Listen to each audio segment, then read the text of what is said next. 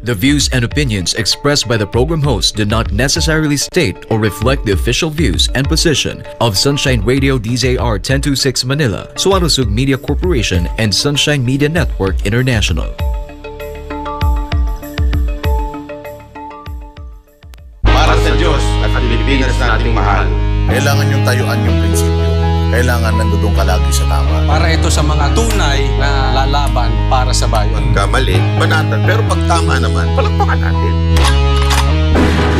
Yan ang Banatero, walang inuurungan. Pag tama, palakpakan. Pag mali ay babanatan. Yan ang Banateros, boses ng ordinaryong Pilipino. Banateros ay walang makakaawan.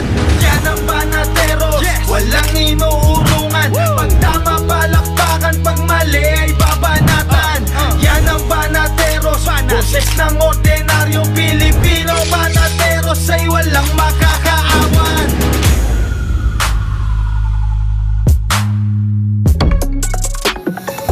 Magandang gabi, Luzon, Visayas at Mindanao. Kayo ay nanonood sa Banateros sa SMNI. Ako si Coach Oli. Ako naman po si Boss Dada.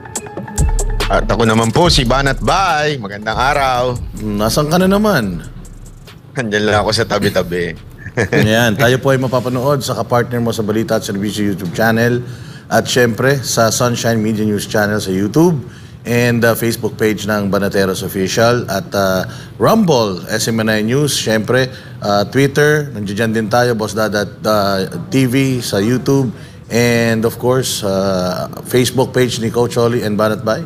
Tayo po ay naririnig at napapanood dyan live. Nako, itong araw na ito ay tahimik. Tahimik bago magsona ang presidente, ha, Coach Oli? May niluluto. May niluluto o nagre-review na sila ng kanilang mga sasabihin o baka naman kasi syempre Coach Oli 20 million yung gagastusin nila dyan sa zona na yan na isang oras lang ang duration. So titingnan natin kung ano ang mga babanggitin nila dyan. Banat Bay, excited ka na ba sa zona? Ano ba ang iyong ine-expect sa third zona ng ating mahal na Pangulo? Ako ito lang seryoso to. Ang isa sa mga ina-expect ko talaga, sana naman i-announce niya na i-total ban ang Pogo. Diba? Anyway, kita naman natin na hindi maganda ang ginagawa o nangyayari dito sa Pogo. Sana, hindi ko maintindihan kasi bakit hanggang ngayon, sa dami-dami nang nadidiscover dito sa Pogo, bakit hindi pa i-ban itong Pogo na ito? Ano bang ginagawa natin dito sa Pogo ito? Ginagatasan pa natin? At ganyan ang ating Yun ang ine-expect ko. Pangalawang ine-expect ko talaga dyan, sana yung invitation kay VP Sara Duterte, ibigay na lang niya sa akin. Para ako na lang pupunta kasi mahal yung mga mga pagkain doon, baka mga istik-istik ang pagkain doon, alam mo na, mga sigurado mga ka ba baka pagpunta mo ron ikulong ka doon. Ang daming galit sa iyo doon. Pero gusto ko matikman yung 20 million na pagkain na sinasabi nila, di ba? Sana tayo doon.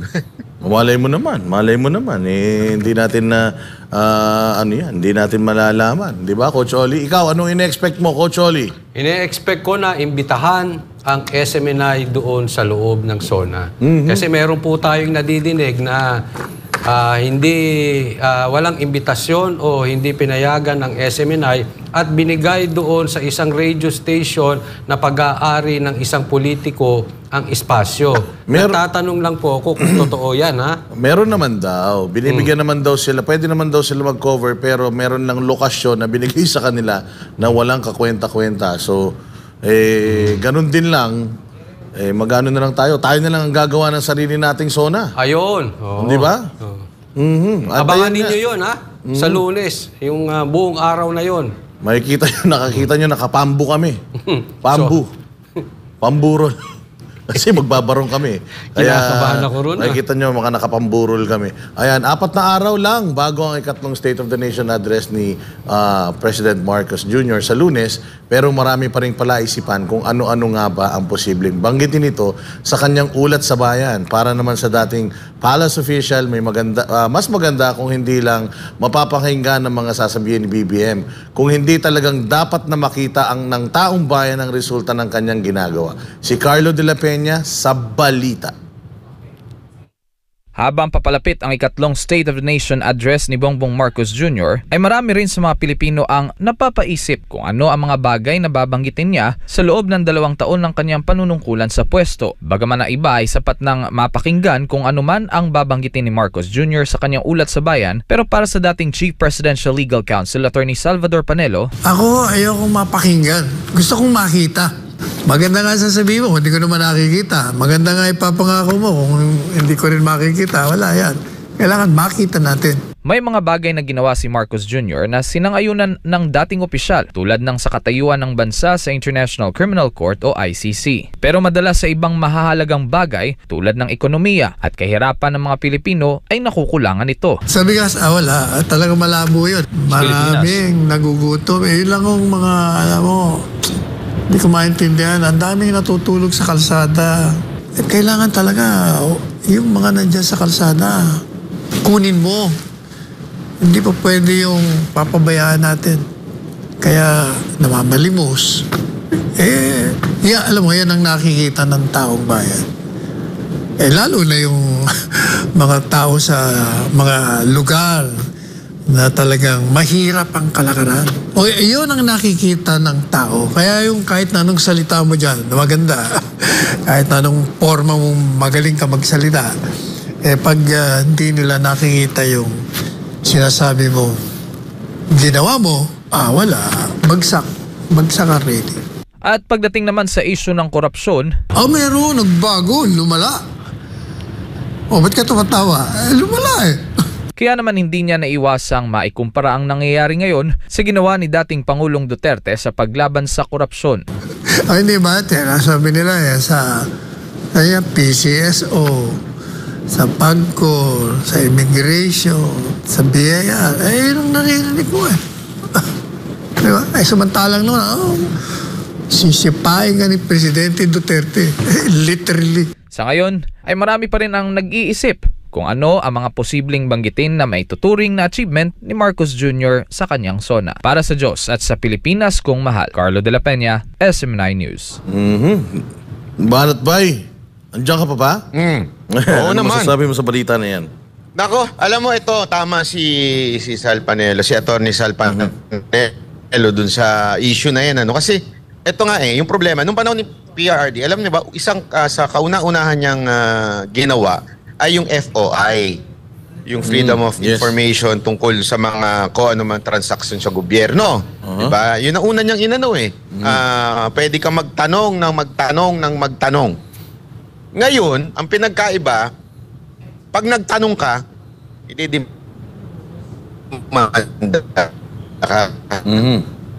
ganun dito si Pangulong Duterte na magtanong. Magtanong kayo na magtanong, kami nung sa opisina ng PCO, grabe, araw-araw kami nakakatanggap ng mga inquiry about sa mga gastos ng opisina ni Mocha. Walang problema. Ngayon, hindi Pagka nagtanong ka sa lintik na gobyerno na to, talaga nga namang ang kasunod niyan, subpina. Ganun kawalang niya ang gobyerno na to. Kaya dito mo makikita na talaga, ano ba, bakit? Bakit ayaw nyo magpatanong? May tinatago ba kayo? Bakit hindi nyo pwedeng di ba, kung maalala ninyo, ito nga ang guest natin Yan ang isa sa mga unang nagtanong at naikulong bigla dahil nagtanong lang. Banat Bay, syempre kayo ni Mocha, hindi ba, part kayo ng gabinete ni PRRD. So ilang zona ba ang naatinan ninyo? At pakikwento nga kung sakaling umatin ka ng zona before, anong experience ninyo doon? Hindi, ako naman personal hindi ako umatin ng zona dahil si Mocha lang invited at saka limited actually ang mga pupunta. At saka kung gumising na umaga, no? Doon talagang lang, simpleng-simple lang ang zona noon. As in, sobrang simple lang. Ayaw ni Pangulong Duterte ng magarbo Yan ang pinakaayaw niya, yung gumagamit ng pera ng taong bayan.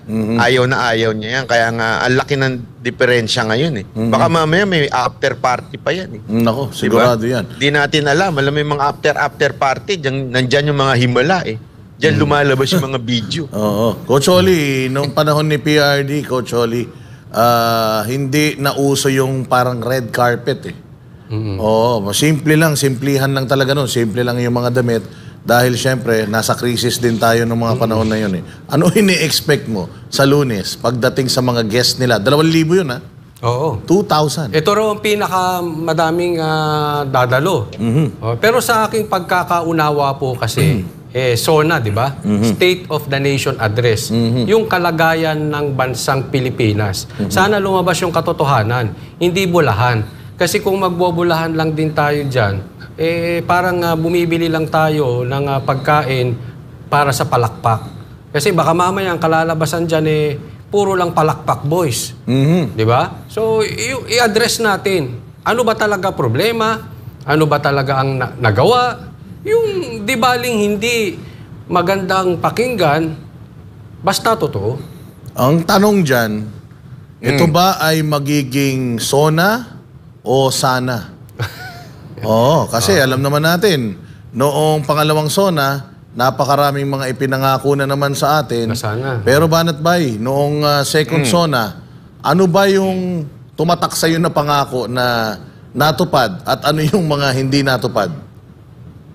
Akin yung ang pinaka, kasi meron nagsabi sa akin na imposible yan. Sabi niya yung 1 milyon kada taon. Napabahay. Napabahay. Marami ako napagtanungan niya na may alam mo sa pabahay. Maganda, maraming nagawang pabahay. Sabi, napaka-imposible niyang mga ganyang klaseng bitaw. Yun na nga alam nyo, kaya naiinis ang tao, hindi dahil sa, hindi sa matupad. Sana lang, kasi, pag nagbigaw, yung realistic naman, hindi yung parang, alam mo yung pangit man yung salita, pero ginagago, ika nga eh. Parang bang sinasabi nila, ito, tapos imposible naman niya, para lang maganda yung pakinggan. Diba? 1 milyon kada taon ng babahay, na alam mo namang imposible, sasabihin mo pa. Yung katotohanan lang. Ikaw, Coach Oli, meron ka ba natatandaan? Meron ako natandaan nun kasi, pero maganda yun eh.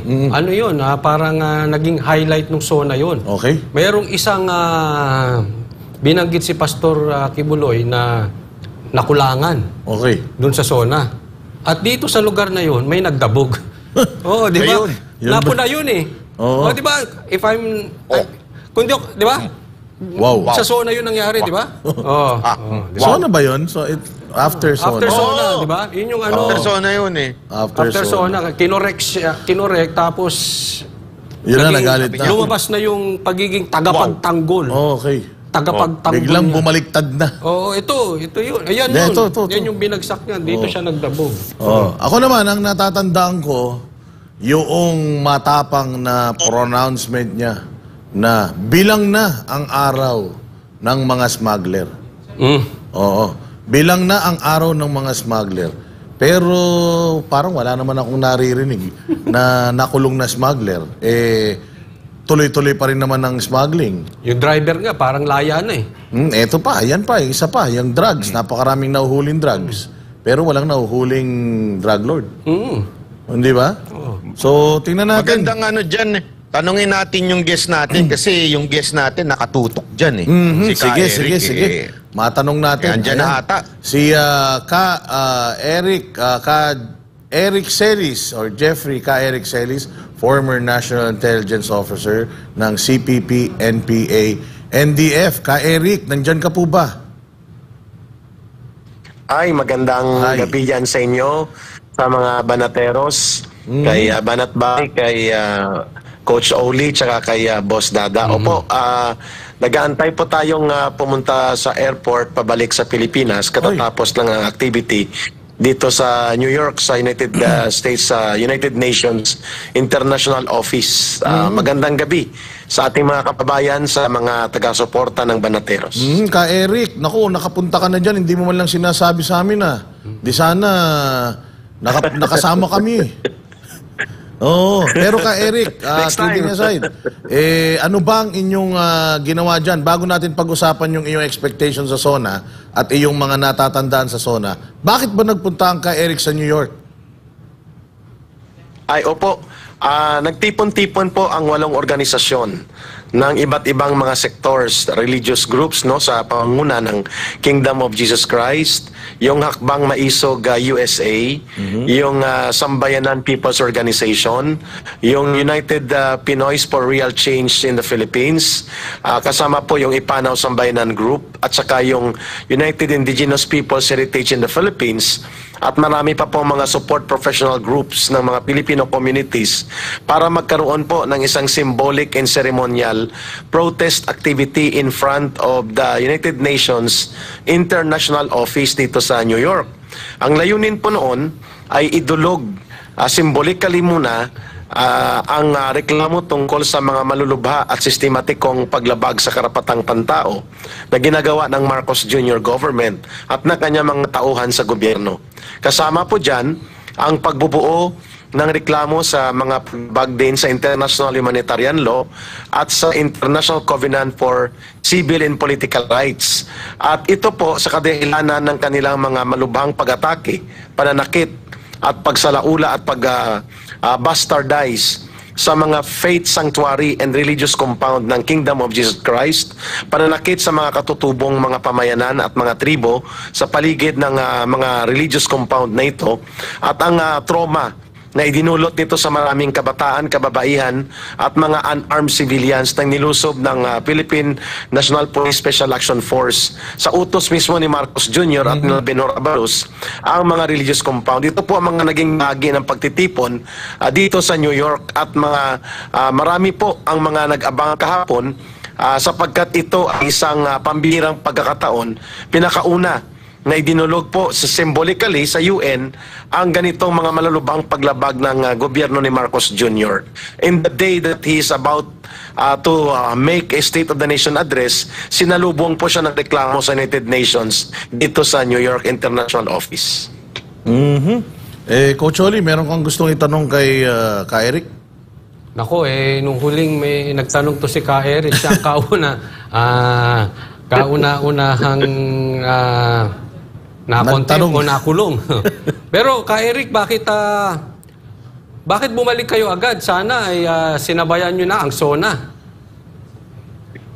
Opo, kasi una, ang formal filing of complaints kasi gagawin sa Geneva General Headquarters. Okay. Doon po ay ang mga ebidensya, testimonya, documentation and cases build up dadalhin na mismo ng ating mga sectors at mga organizational representatives led by our pro bono lawyer for international support, si Attorney Arnedo Valera.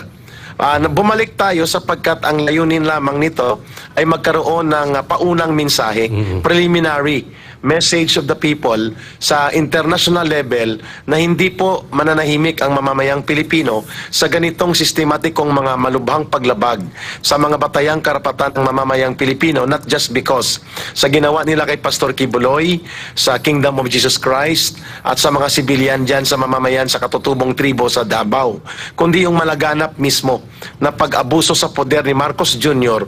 at ang panunumbalik ng mga instrumento ng diktadura ay muling nararamdaman sa kanyang gobyerno, kaya tayo dumulog dito. Babalik tayo sapagkat magkakaroon ng SONA na pagtitipon dyan sa Pilipinas. We will join the People's Protest SONA.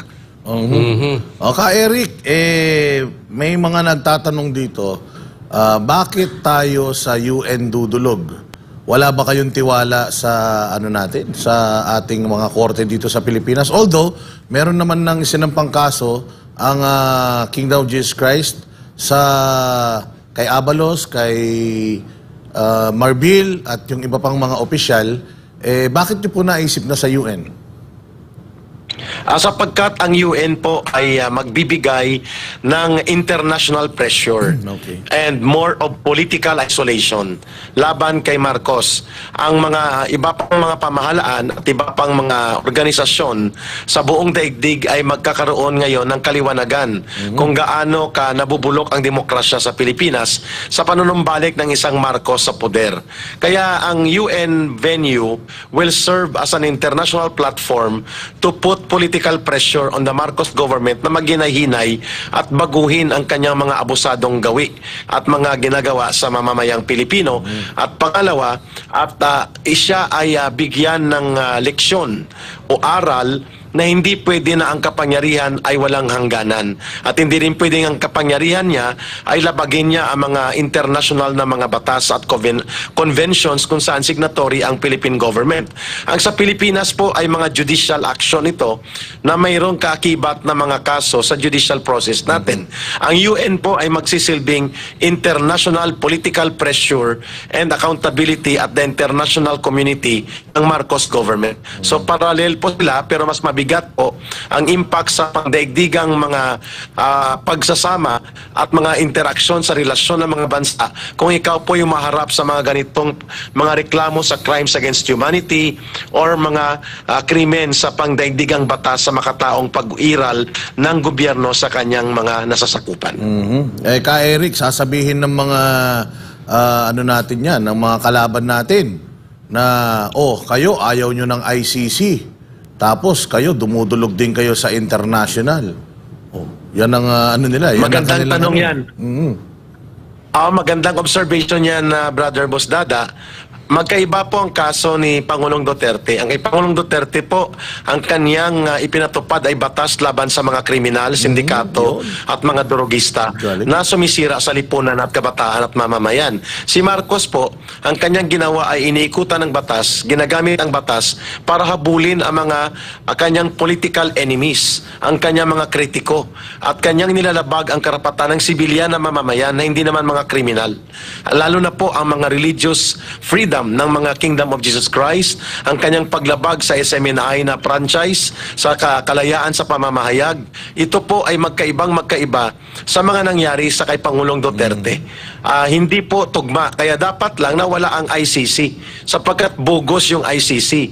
Hindi naman po naging sagabal sa lipunan at sa mamamayan ang pagpapatupad sa batas ni Pangulong Duterte sapagkat ang pinirwisyo niya at ang kanyang hinambalos at hinagupit ng batas ay mga kriminal at tagapagwasak ng lipunan. Mga terorista at mga kriminal ang tinamaan. Kay Bongbong Marcos Jr., mga kabataan, katutubo, sibilyan at mga reliyosong mga tao at organisasyon ang kanyang sinasalanta dahil lamang sa kanyang pagkagahaman sa poder at magiging power tripper ng kanyang mga tauhan. Banat Bay, baka meron kang gustong itanong kay Eric? Napakagandang mga sagot. Hindi ko masyado naririnig yung boses ni Ka Eric pero ang actually talagang na ano ko diyan kung na-hold ba siya sa immigration ng Amerika, alam mo naman, 'di ba? Si Ka Eric lumalaban din 'yan sa mga issue sa geopolitics Hindi ka naman na-hold Ka Eric sa Amerika. Hindi ka na-hold sa immigration, Ka Eric? Pasensya Banat Bay, medyo manipis yung boses pagpasok dito. Pero narinig naman ni Boss Dada at nila Coach Oli. Sa immigration po, tinanong talaga kung anong purpose. Bakit pupunta sa UN at bakit kailangan magkaroon ng travel sa mga grupo ng Filipino communities. Pero hindi naman pinadaan doon sa parang isolation room. Okay. Wala naman po. Kasi balita natin, may mga dati tayong mga delegado dyan na dinala pa sa isolation room no? Pero good thing ikaw hindi mo naranasan yan. Ka Eric, medyo marami pa kaming itatanong sa'yo. Okay lang? May time ka pa, sir? Okay pa naman po at talagang pinadelay ko muna yung pagpunta sa airport para mahabol pang interview sa Banateros. Minsan lang po tayo magkasama sa programa ninyo. Oo nga Ka Eric, yung mga kaibigan mo, yung mga ex mo. Oy. Di ba nahatulan sila, gusto lang namin marinig kung ano ang iyong na opinion tungkol doon. Nararapat lang po mangyari yon. In fact, the case build up and the actual cases were filed during the time of former President Rodrigo Duterte. Yun ang tama. Ang mga pananagutan sa lipunan at mga pagwasak sa karapatan at kabutihan ng ating mga mamamayan kagaya ng mga dati kong kasama sa CPP, NPA, NDF kagaya ni Franz Castro at nila sa Turo Campo at mga kagaya nila na nasa urban operations ay dapat managot sa batas. Tama lang po yun. Pangalawa, challenge po ito kay Speaker Martin Romualdez at sa pamunuan ng House of Representatives, kung si Congressman Arnie Teves na hindi pa convicted, kinakasuhan pa lang, wala pang trial, kagaya ni Pastor Kibuloy, ay sinipa na nila sa Kongreso, expelled by the Committee on Ethics, unanimous pa halos, or isa, dalawa lang yata hindi bumoto. Ngayon, ito convicted criminal, si Franz Castro. Ito isa sa mga umaatake sa gobyerno at nagkukunwaring bahagi ng gobyerno pero anay na sumisira sa gobyerno. Sa Toro Campo, ang dami na rin inutang na dugo yan sa mamamayan. Mas nauna pa yan sa akin nung ako po'y bata pa, sa Toro Campo na yan. Ang dami nilang inutang na buhay na mga sundalo at pulis. Ito si Franz Castro, recruiter talaga ito ng mga kabataan. Kung kaya niya ayaw si Sara Duterte sa pagiging DepEd Secretary kasi balakid si Inday Sara sa kanila. So dapat ito sila ay makulong na kaagad. Kasama ito si Raul Manuel. At doon sila dapat nababagay sa kulungan. Sapagkat hindi sila nababagay sa loob ng gobyerno na kung saan kinukuha nila ang pondo ng gobyerno, pero winawasak nilang gobyerno para punduhan ang terorismo ng CPP, NPA, NDF. At hindi nila inaamin. Pangalawa, ginagamit sila ngayon ng politika ni Marcos Jr. at ng mga kaalyado niya, kagaya ni Martin Romualdez, upang wasakin ang mga tao na nagtatanggol ng demokrasya at nagsusulong ng kapayapaan at kabutihan ng mamamayan. Ito ang numero 1 nagtataguyod na sirain, atakihin at tudutudong magpropaganda laban kay former President Duterte, laban kay Pastor Kibuloy, laban sa SMNI, at laban kay Vice President Duterte, kay Sara Duterte. Nararapat lang itong hukuman natin ay habulin sila at hambalusin ng batas. They deserve this. Kulang pa nga ito sa mga nagawa nilang pagwasak sa ating bayan for the last 50 years. Ka Eric, alam ko kayo po yung unang nasampulan, no? Na na-contempt po kayo at alam kong dati na kayo nakikipaglaban pero ngayon galing lang po kayo sa Hong Kong, tapos nasa Davao, tapos nasa New York. Hindi po ba kayo ang isang Ka Eric na tatakot?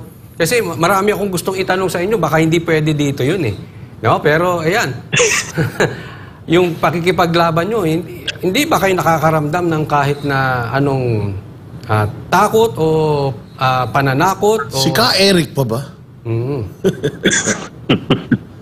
Hindi, kasi ngayon, talagang Iba na, no? Oo, iba na. Kasi kaliwat kanan na ang kalaban niya. Dati... Handa ba ang Ka Eric? Yun ang tanong. Tama po yung inyong observation. Hindi po tao ang hindi nakakaramdam ng takot. Bilang tao po tayo, parehas inyo, na nagsasalita ng katotohanan, naninindigan para sa mabuting pamamahala at lumalaban sa mga garapal at abusado sa poder at pundo ng bayan, nagkakaroon tayo ng mga kalaban, enemies that we do not want to create but created by our own conviction, binunga ng ating paninindigan. Nakakatakot po ito sapagkat kapareho po ng kanyang tatay, gumagamit ito ng mga instrumento ng Estado para labagin ang mga karapatan ng mamamayan. Wala silang sinisino at ang kanilang inahabol yung mga tumutulong sa gobyerno at naninindigan para sa mabuting pamamahala kagaya natin. So nakakatakot yon sapagkat may mga pamilya tayo, mayroon tayong mga anak, asawa at mga may namahal sa buhay na pwedeng masalanta ng ganitong pagkabaliw sa kapangyarihan ngayon na nakikita natin sa mga poder na ginagamit ni Marcos Jr. Halimbawa si Brother Banatbay, kayo ay si Brother Banatbay ay binigyan ng sampol na sa mga kaso nitong abusadong mga kongresista kagaya ni Saldico at iba pa, no, si Sunny Trillanes. Itong mga lahat na ito nagsama-sama ito para ang kanilang poder ay gamitin hindi para sa ikabubuti ng mamamayan. So nakakatakot yun kung ang Estado mismo ay siyang na dati kong tinutulungan namin at ngayon tinutulungan pa rin natin upang maging mabuti ang pamamahala ay kaaway ang pagtrato sa atin. There is the real threat to that. Ang masama pa, dahil wala nang maninindigan para depensahan kami. Kagaya ng ginawa ni Pangulong Duterte, laban sa mga kalaban namin, gusto kaming patayin ang CPP, NPA, NDF. So do I feel more vulnerable right now? And do I feel the pressing danger against my safety and security and my family? Opo. Totoo po yan. Pero kung tayo po ay gagapusin ng takot, hindi na po tayo makakagalaw at makakapanindigan ng tama at kawawa po ang ating mga mamamayan na walang magsisiwalat ng katotohanan. We are the messengers of truth and the advocates of good governance. So dapat pangibabawan ang takot. Yun po ang ginagawa ko. Mag-ingat, pangibabawan ang takot, manalangin, at magmatyag palagi, pero huwag magpagapo sa pagiging takot sa mga abusado sa poder at kapangyarihan. Kaya Rick, kakagaling mo lang dyan sa Davao, di ba? At may nababalitang grabe, may mga dagdag na checkpoint daw dyan. Kamusta naman dyan? Mapayapa pa ba ang Davao? Hindi ba nakakatakot na sa Davao ngayon? Ang nakakatakot po sa Davao ay dahil ginagamit ito na laboratorio para isampol kung paano mag-abuso sa poder. Ang paglusob sa mga religious compound, ang paggamit ng combat forces ng Philippine National Police, sobra-sobrang puwersang pang-combat, ang pananakot sa mga sibilyan at mga reliyosong mga tao, ang hindi pagrespeto sa mayor sa Davao, sa mga public officials elected, ang mga paggamit sa pulis para ipakita ang mensahe ng political persecution, yun ang nakakatakot sa Davao. But Davao City itself, ang gobyerno doon at ang mga taong bayan ay masunurin po sa batas at hindi nakakatakot ang kultura nila at ang kanilang mga karanasan. Subalit, sa ilalim na Marcos Jr., biglang nagkaroon ng mga checkpoints at mga presensya ng mga foreign troops sa paligid ng Davao at Mindanao na hindi natin ini-expect na gagawin ito ni Marcos Jr. sapagkat wala namang dahilan na ipitin at gawing police state ang Davao City. Pero alam natin ang mensahe nila na gusto nilang ipakita ang kanilang poder. Brazen and extravagant display of power against sa kanilang pinakamalakas na political threat sa kanilang poder, ang mga Duterte na mahal ng mga Pilipino. Yan po ang nararamdaman natin sa Davao. Pero ang Metro Manila, nakikita natin nung panahon ni Duterte na wala ang mga adiktos, durugista, sindikato, kriminal, hold-upper. Ngayon, ikalima sa buong daigdig na pinakadelikadong syudad ang Metro Manila. And yet, hindi mo nakikita kung gaano nila hinihigpitan at sinasakal ang Davao City ngayon. Ba't hindi niya gawin ito sa Metro Manila? Lalutasin ang ganitong paglugmok ng pangseguridad na antas sa pinakasentrong lungsod ng bansa. Katawa-tawa itong klase ng prioridad ng gobyerno ni Marcos in terms of peace and order and security. Kaya Eric, yung iyong mga kaibigan ay nagbuo ng 12 mga kandidato para senador sa 2025. Sigurado ako may intel kayo dyan kilala niyo sigurado ako kung sino-sino yung mga yan. Anong masasabi mo doon? Anong gagawin nila sa Senado kung mananalo mga yan? Actually, ang kanilang layunin dyan ay number one, magpropaganda. Gagamitin sila ng isang paksyon ni Marcos, lalo na sa grupo nila Martin Romualdez, upang maging attack dogs against the political opposition na mabubuo sa hanay ng mga Duterte political groups. Yun ang purpose kung bakit nandyan sila. Kagaya ni Trillanes at ni Ontiveros, pareho ang kanilang balahibo, pareho ang kanilang tinutugis. Yung mga mabubuting mga leader ng bansa ay wawasakin nila.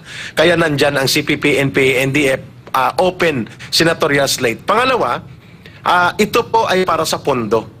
Alam nila na isusuka sila at sisipain sila ng mamamayan sa eleksyon. Tiyak na mangyayari yun. Pero bakit sila tatakbo? Tatakbo sila hindi para manalo, kundi para kumubra ng pondo at makakuha ng oportunidad na may palaganap ang kanilang propaganda at ang kanilang agenda na makapag-recruit at makapag-recover. Not because they are sure of winning. No, not because of that.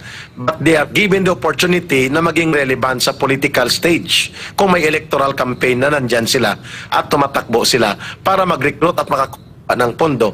At ang pangatlo ay para sila magkaroon ng remaining survival and relevance in the urban operations. They need that kind of electoral machination upang sila ay magiging bahagi pa rin ng daloy ng pagkilos ng tao. Every time na may election, maraming mga komunidad at mga sektor ang maaabot nila. Therefore, the recruitment can become an opportunity for them during elections. But tiyak na sila sisipain ng taong bayan. Sigurado yan.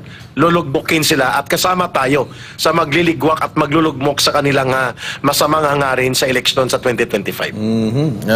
Final na tanong na sa akin kay Eric bago ka namin hingan ng closing remarks at iyong masasabi sa taong bayan. Kay Eric, may nangyaring assassination plot kay dating President Trump dyan sa Amerika. Kamusta naman po dyan sa Amerika at kamusta naman po ang ating mga Filipino communities dyan? Ay napakalaki po ng impact ng assassination attempt sa buhay ni former President Donald Trump ng Amerika, sapagkat it turned the tide of political atmosphere towards sa pagkilala na mas pumapabor ngayon ang kalagayang pampolitika kay Donald Trump. Mararamdaman mo dito sa Amerika yan. At ang ating mga kababayang Pilipino ay nakikita nila na mas matino ang patutunguhan ng gobyerno ni Trump, sapagkat pipigilan nito ang pagdaloy ng or hemorrhage of government funds ng Amerika mula sa ginagawa ni Biden at ng Democrat na punduhan ang mga gera na walang katuturan, kagaya sa Ukraine at dito sa Asia Pacifico na ginagamit ni Biden ang ganyang taktika. With the Trump administration to come and become victorious in November elections, ay napakalaki pong favorable na faktor yon para maunang lutasin ang problema sa loob ng Amerika at mapatigil po ang paglaganap ng patakaran ng Amerika na gera ang kanyang relasyon sa mga bansang hindi niya kasundo at makontrol sa ekonomiya niya. Kaya malaking faktor po yung nangyaring insidente sa Pennsylvania, sapagkat mas nakita ng mga American voters dito kung gaano kaimportante ang decisive leadership sa loob ng gobyerno ng Amerika para hindi sila malugmok sa isang gobyernong ang patutunguhan ay pagwawaldas ng pondo patungo sa digmaan at habang napapabayaan ang pangloob na usapin ng American society. Ka Eric, siguro final na mensahe na lang sa mga mamamayan na umaasa na makabalik na tayo sa dating Pilipinas. Hindi sa bagong Pilipinas, sa dating Pilipinas. Oo, sa dati at tamang Pilipinas na pilit winawasak sa ngayon ng gobyerno ni Marcos Jr. Ang mensahe po natin ay hindi po kami mga destabilizers. We are messengers of truth. We are proposing and advocating for good governance. At tungkulin po namin yan bilang mga mamamayan, bilang mga mamamahayag. At yan po naman ay dapat pakinggan ng gobyerno. So ang mensahe natin, kung hindi po kayang pamunuan ng gobyerno ni Marcos ang ating bansa ng maayos, matino, maintegridad at may kakayanan, at hindi natin makikita ang gobyerno niya na nilulutas at kanyang binibigyang solusyon ang pangunahing problema sa kahirapan, kagutuman, kakulangan ng trabaho, at napakamahal na mga cost of living at napakabagsak na ekonomiya, pagtalikod ng mga investor sa ating bansa, pagkalugmok ng turismo at panunumbalik ng korupsyon at kriminalidad, the only way for him honorable to do during SONA is to declare resignation. Resignation from his incompetence and morally bankrupt government para wag magdaus-dus ng todo-todo at maging bangkarote ang bansa is a sacrifice that is worth for our country, at upang makapasok po ang mas panibagong liderato na naaayon sa batas. And wala tayong choice. The constitutional successor must take over. Resignation by the President kung siya hindi na kayang mamuno ay isang constitutional option. Hindi po yun illegal at hindi rin tama na yan, hindi rin pala mali na yan ay panawagan ng mamamayan. That is the redeeming situation na inaantay natin. Ang panawagan namin na mga dating rebelde na nagbalik loob at naniniwala sa kapayapaan at batas, the way we also supported the former President Rodrigo Duterte, we have to redeem our country, save and unify our people, and let us build a truly righteous and good government that our people deserve and our country needs to experience. Not under this kind of a bankrupt government ni Marcos Jr. Maraming salamat Ka Eric Celis, former National Intelligence Officer ng CPP, NPA, NDF. Happy trip po, sir. Kita-kits dito sa Pilipinas. Kita-kits sa Monday. Mabuhay po ang Banateros. Ay, salamat. Mabuhay, Ka Eric. Maraming salamat. Napakaganda. Thank you po. Napakaganda ng mga tanungan talaga naman, ibang klase talaga ang Ka Eric. Talagang mararamdaman mo yung pagmamahal sa bayan. Banat Bay, comment. Ayun na nga, napakaganda na sinabi niya kahit medyo hindi ko masyado narinig. Pero maganda yung sinasabi niya na hindi naman tayo nandito to destabilize the government, Messenger pero of truth. we are here, messenger lang tayo dito, at yun na nga ang masama tayo na nga lang mga taga SMNI at saka yung mga vloggers na nga lang hanggang nagsasalita, binubusalan pa nila. Pag nagsalita at nagtanong, kinakasuhan pa ho nila. Kaya alam mo, dahil sa ginagawa nilang yan, lalong nag-iinit ang ulo ng mga Pilipino. Dahil mali po yung ganong klaseng gawain na pinipigilan magsalita. Kita ninyo, lalong umiinit ang ating mga kababayan sa ibang bansa, mga OFW, mga migrant workers, at saka kahit po yung mga residente na mga Pilipino sa ibang bansa, ay talagang ramdam nila yung mga hindi magagandang nangyayari sa Pilipinas. No? Binaboy nila yung Davao na napakaganda. Ganun ang ginawa nila. Yun nang ang maayos, sinisira nila. Ano to? DPWH? Di ba? Kasi di ba ganun, meron tayong ugaling sa DPWH na hindi pa sira, sinisira na para may pera. Parang ganun ang ginawa sa Davao Oo, inaayos daw. Wala naman dapat ayusin dahil maayos ang Davao. Tapos bigla nilang gaganituhin, parang pinapakita lang nila yung puwersa nila. Nakalimutan ata nila ang nakasulat sa ating konstitusyon na ang kapangyarihan ay nanggagaling sa taong bayan. Ngayon, pag ganyan ang gagawin nila, baka huling sona na ito. Nako, mabigat yun, Coach Oli. Hindi, sa taon na to. Sa taon na to. Okay. Nakalimutan ko tanungin si Eric kung next year na uli. Nakalimutan ko siyang tanungin kung meron ba siyang bagong kaso. Baka may matanggap ka na naman dito, Banat Bay, ha? Baka may papel na naman na punta dyan, ha? Last na sona, ikaw talaga. Next year. Kaya nga, alam mo, na-trauma ako dati. Enjoy ako pupunta sa SMNI kasi sarap ng pagkain. Ngayon, hindi. Sumasalubong, sir, may sulat ka dito. Pilang letter na naman ako. Buti sana kung galing sa, girlfriend mo, no? Banat Bay. Hindi. Oo nga, Akala ko, resolution na yung matanggap, Yung pala, dagdag no? Sabi dito, Banat Bay, nung isang nag-comment sa YouTube, dati daw, nung panahon ni PRD, excited sila sa SONA. Ngayon daw, parang ayaw na nilang marinig yung SONA. Kasi wala naman daw silang nararamdaman. Wala. 20 million pa ang katapat niya, pagkain lang. 20 million? Di bali, babalikan natin yung issue na yan dyan sa yung magulong pinakapanglima sa pinakamagulong lungsod sa buong mundo ba to? Buong mundo? Nako, grabe yan. Grabe, no? Balikan natin yan. Mag-break po muna tayo. Huwag po kayong alis at magbabalik po ang programang Banateros.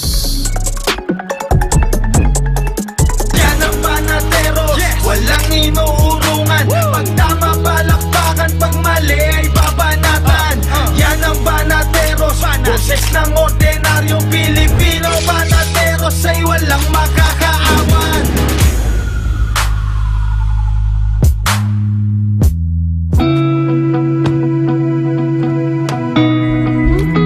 Kung akong tatanungin, kahit saang aspeto, gusto ko garantisado. Metikuloso akong tao, kaya gusto ko lahat maayos at sigurado. Lahat quality, yung hindi ako makukompromiso, pero sulit ang presyo. Ganyan ang Clean Fuel, kaya dito, panatag ang loob ko.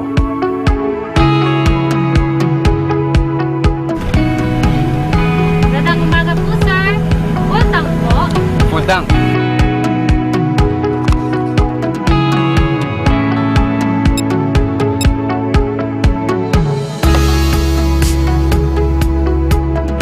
Ng dekalidad na gasolina pero sulit ang halaga, mag-Clean Fuel ka.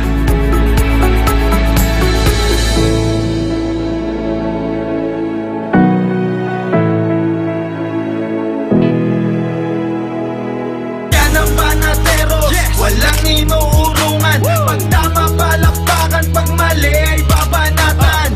Yan ang Banateros, boses ng ordinaryong Pilipino. Banateros ay walang makakaawan.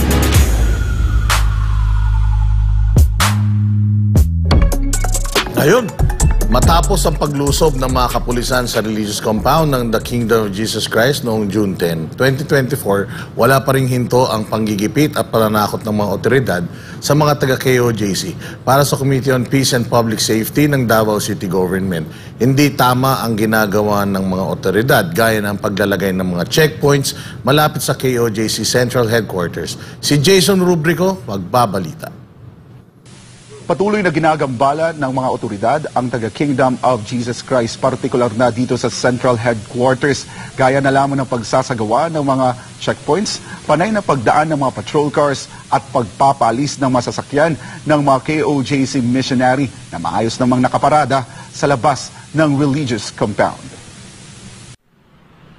Patuloy pa rin ang pananakot at pagbabanta ng mga otoridad sa mga misyonaryo ng The Kingdom of Jesus Christ, partikular na sa central headquarters nito sa Davao City. Yan ay matapos ang karumal-dumal na pag-atake ng pinagsanib na puwersa ng Criminal Investigation and Detection Group at Special Action Force ng Philippine National Police sa mga religious compounds ng KOJC noong June 10, 2024. Isa na nga riyan ang biglaang pagkakaroon ng mga checkpoints ng mga pulis na heavily armed sa labas ng Davao International Airport, sa Lyceum of the Philippines University at sa Landmark, mga lugar na malapit sa central headquarters ng KOJC. Nitong linggo, may presensya na rin ng mga highway patrol group sa mga nasabing lugar. Noong una, pag may mga checkpoint, you will feel safe and secured. Kasi normal naman talaga ginagawa nila yan. Pero sa pagkakataon ito, sinisingle out po tayo, bakit sila nagkakaroon ng checkpoint. Yung mga checkpoint, grabe, kahit kanto-kanto lang yan ng property po natin. Wala po silang ibang chine-checkpoint kundi tayo. Chine-check tayo, hindi yung security ng particular na lugar. Nang tanungin ng SMNI News ang mga otoridad kung ano ang rason nila kung bakit nandun sila sa mga nasabing lugar, ito lamang ang kanilang tugon. Pero itong checkpoint dito, sir, para saan yung checkpoint? Di ano lang to, sir, yung sa buhangin talaga dito yung ano, sir, yung nakatupa dito na checkpoint, sir. Balik kami, sir, ano lang kami dito, sir, parang area security lang kami, sir. Area security, bakit daw? Yun lang yung advice sa amin, sir. Wala rin sinasabi, sir, anong hinahanap? Hinahanap mga, ano ba, taga-KOJC ba ang hinahanap? Wala man, sir. Ang buhangin lang yung katubagan, sir. Assist lang kami ng traffic. Assist lang ng traffic? Assist lang po kami. Pero bakit dito lang sa, ano, sir, sa... Dito man kasi medyo... Landmark, pati dun sa, ano, sa may airport. Mas kung pag-uusapan yung traffic, mas traffic sa downtown. Down, sir. Kami, dito kasi kami Pero walang HPG din dun, sir, no? Wala din. Ibinahagi rin ni KOJC Minister Carlo Catiil na nagiging madalas na rin ang pagdaan ng mga dayuhan at maging ng mga lokal sa labas ng compound na nagtatanong ng mga sensitibong impormasyon. Nagtatanong, mga tanong pa naman na very obvious. Ibig mo yung mga tanong nila, kailan ba yung opening ng kingdom? Nagla-live pa ba si pastor dyan? Nandyan ba yung mga kingdom administrators? Pwede bang pumasok, magpa-pray over? Alam naman nila yung nangyari. Alam, nakabarikada nga tayo dyan, day and night. At ang iba niya ay nananakot naman at nambastos pa sa mga KOJC missionary. Pinoprovoke tayo dyan, dumadaan-daan sila. Ano yung business mo? Mag-dirty finger ka sa amin. Ano business mo? Mabastusin mo kami. Dahil ba hindi kami bibigay sa pagpo-provoke nyo sa amin? Tinatakot tayo. Tinatakot talaga tayo palagi. Babiyay dyan, sisigawan ka, tatapunan ka ng granada. Wala rin hinto niya ang pagdaan ng mga patrol cars sa labas ng compound. At nito lamang isang gabi, sinimulan naman ng mga highway patrol group ang paninikit sa mga sasakyang maayos na nakaparada sa labas ng compound at inutos na tanggalin ang mga ito. Ang nakapagtataka ayon kay Catiil na bakit ginaganito ang KOJC compound na sa labas nga ng iba pang mga eskwelahan at establishmento sa Davao City ay doble-doble ang mga nakaparking. Natural, gagawin po yung parking area. Matagal na po kami dito, itong headquarters ng Kingdom of Jesus Christ. Matagal na lang ginagamit yan. Yung lugar na yan, pinaparkingan talaga yan ng Jose Maria College, mga estudyante, at the same time, mga kingdom citizens, at mga bisita pa at mga kumakain sa resort. Diyan po yung hilera na yan. Bakit sa pagkakataong ito, diyan lang kayo sumulpot at dali magbigay kayo ng ticket na ganyan without any explanation? Bakit? Ano bang purpose niyo? Para madali nyo lang kaming lusubin. Ikinatataka rin ng mga KOJC missionary ang ikinabit na CCTV camera sa pinakatuktok ng isang ginagawa pang condominium sa tapat ng religious compound kung saan nakatutok ito sa central headquarters. Paliwanag lamang ng mga engineers sa nasabing condominium project na ang CCTV camera ay para umano masecure ang kanilang perimeter. Sabihin nila na for perimeter. May perimeter ba sa pinakatuktok rooftop ng kanilang condominium na building? At saka hindi basta-basta yan na camera. Hindi lang yan for monitoring purposes. May face recognition pa at naka-direkta pa sa internet, yung Starlink. Sinubukan kunan ng SMNI ang komento ng security agency na may hawak ng nasabing CCTV. Ngunit tumanggi silang magpa-interview at sinabi na lang na tinanggal na ang naturang CCTV camera. Para kay Davao City District 1 Councilor at Chair ng Committee on Peace and Public Safety na si Attorney Luna Acosta, hindi tama ang ginagawa ng mga otoridad, partikular na ang mga checkpoints para gipitin ang KOJC. Ako as a lawyer, I believe that the PNP should act in accordance kung ano ang nasa batas natin. Kung ang nasa batas lang naman is may special circumstances para mag-set up ng checkpoint, yun lang ang gawin nilang basis. Huwag naman sila gumawa ng kahit anong rason lang para mag-set up dyan, para ipitin ang KOJC. Ayon ba kay Acosta, dapat sumunod ang kapulisan sa batas dahil sila naman ang unang nagpapairal dito. So kung ano ang nasa batas, sundin naman natin dahil ang PNP, kayo naman talaga dapat ang nagpapairal ng batas. Kung nag-overkill tayo dahil sa sitwasyon na ito, hindi na siya karapat-dapat, hindi na talaga siya tama. Dagdag pa ng konsehal, ramdam hindi lamang ng mga taga-KOJC ang panggigipit ng otoridad, kundi ng buong Pilipinas. Hindi lang ang mga taga-kingdom ang nakaka-feel nito, pati ibang Davaoenyo, pati buong Pilipinas nakaka-feel na parang sobra-sobra na ang ginagawa para lang dito sa circumstance natin sa KOJC. Para sa Diyos at sa Pilipinas kumahal, ako si Jason Rubrico, SMNI News. Coach Oli, malupit talaga. Ibang klase. Considering na, again, paulit-ulit nating sinasabi na ang Davao ang pangalawa sa pinaka-safest na city dito sa Southeast Asia. At ang pinakamagulong syudad sa buong mundo, panglima, ang Maynila. Pero nakikita natin na ang checkpoints nasa safest city, tapos yung pinakamagulong city, parang wala. Grabe, no? Alam mo, sa totoo lang, Boss Dada, wala na akong masabi dito sa mga ito. Natatanong ko na lang, ano bang vitamins ang tinitake nyo? Medyo praning na kayo dito sa Davao. Parang isolated eh. Hindi ko alam kung may martial law na dyan sa Davao o dyan sa KOJC. Anong plano nyo sa Davao? Bakit ibang lugar hindi naman ginaganyan? Puro na lang dyan sa Davao. Masyado kayong ito sobrang halata na ito. Nagtatanga-tangahan ka na lang kung hindi mo to napapansin. Ewan ko. Ako siguro, mananawagan ako sa mga taga Davao. Kailangan na nilang mag-resist sa ganitong klase ng mga ginagawa sa kanilang probinsya. Kasi alam ko naman na peaceful kayo, pero wala eh. Pagka nanahimik lang kasi tayo, pinabayaan natin na mangyari ito, pagpapatuloy lang nila ito at feeling nila, normal lang ito.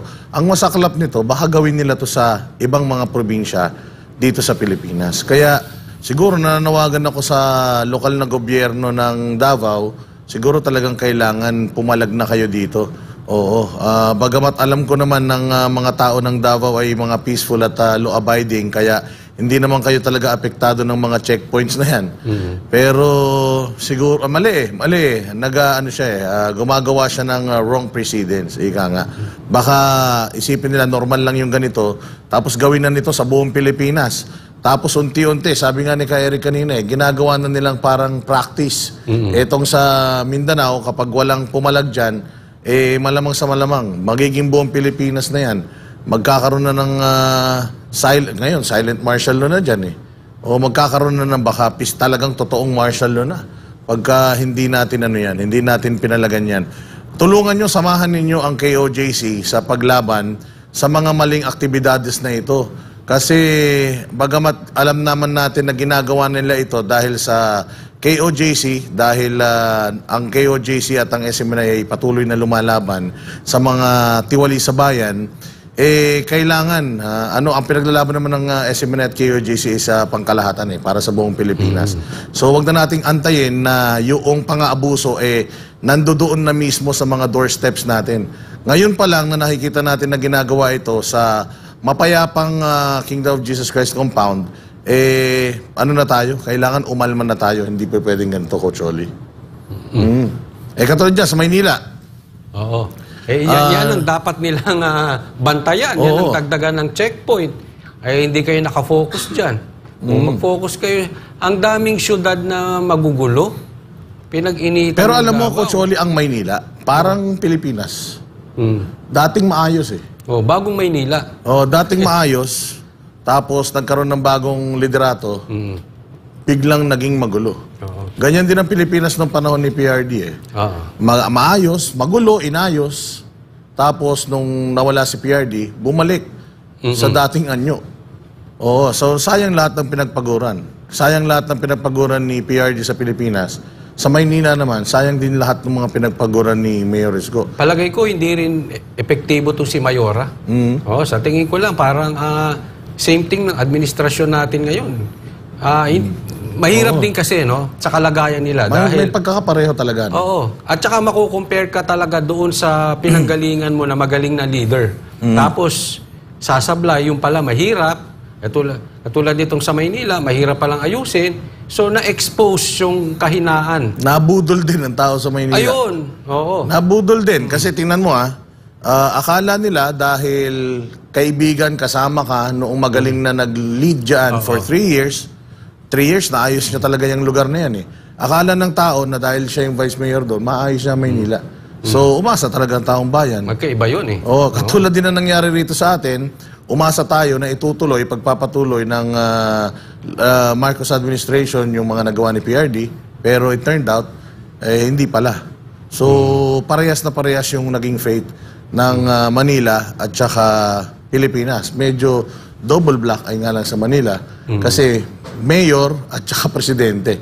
So, nakaka-frustrate actually. Kaya lang kung mano naman tayo, kung titigil naman tayo dahil wala naman nangyayari kahit anong ingay natin, kung titigil tayo, wala na. Wala nang sisita doon sa mga katiwalian. Kung tuloy lang tayo. Si Banat Bay, napakaraming demanda. Banateros, maraming mga attempts. May mga threats sa mga buhay namin, pero wala, ganun talaga Kailangan natin tindigan yung ating prinsipyo kasi hindi na yan para sa atin. Able tayo Para na yan sa mga future generations. Kasi kung magiging ganito na lang ang gawin natin, lagi na lang tayo yuyuko sa mga mapang-abuso, walang mangyayari. Hindi natin ma-achieve yung Pilipinas na pinapangarap ng mga Duterte para sa Pilipino. Alam mo, sa tingin ko naman malapit na to. Kasi anong petsa na ngayon?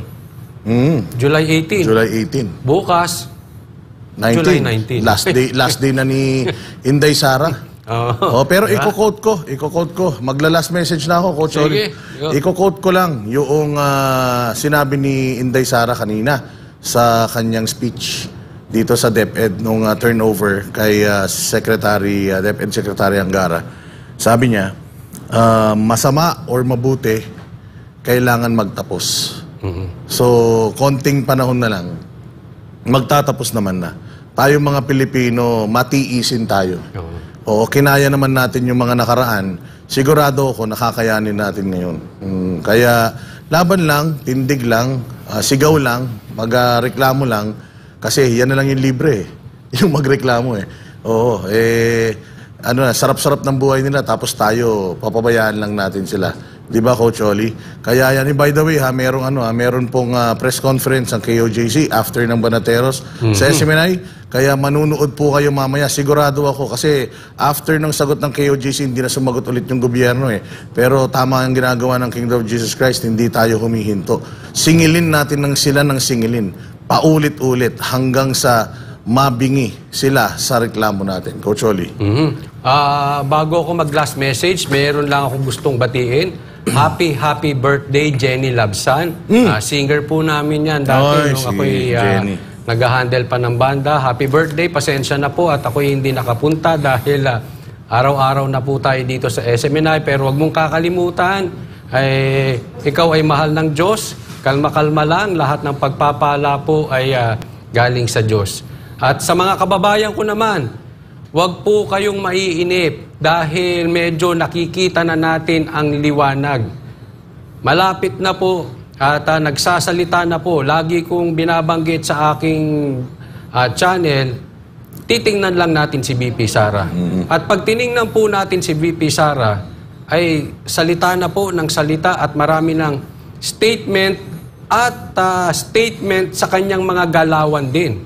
Kaya po, eto na po yung inaantay natin. So, wag po yung, sabi nga wag nating pipilitin, wag nating bibiglain, baka magdugo.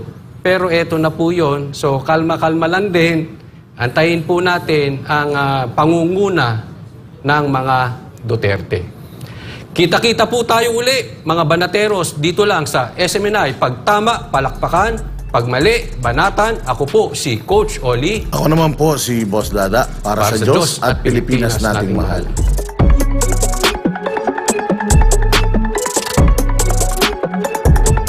Para sa Diyos at Pilipinas nating mahal. Kailangan yung tayuan yung prinsipyo. Kailangan nandudong ka lagi sa tama. Para ito sa mga tunay na lalaban para sa bayan. Pagkamali, banatan. Pero pag tama naman, palakpakan natin. Yan ang banateros, walang inuurungan. Pag tama, palakpakan. Pag mali ay babanatan. Yan ang banateros, boses ng ordinaryong Pilipino. Banateros ay walang makakaawan. Yan ang banateros, walang inuurungan. Pag tama, palakpakan. Pag mali ay babanatan. Yan ang banateros, boses ng ordinaryong Pilipino. Banateros ay walang makakaawan.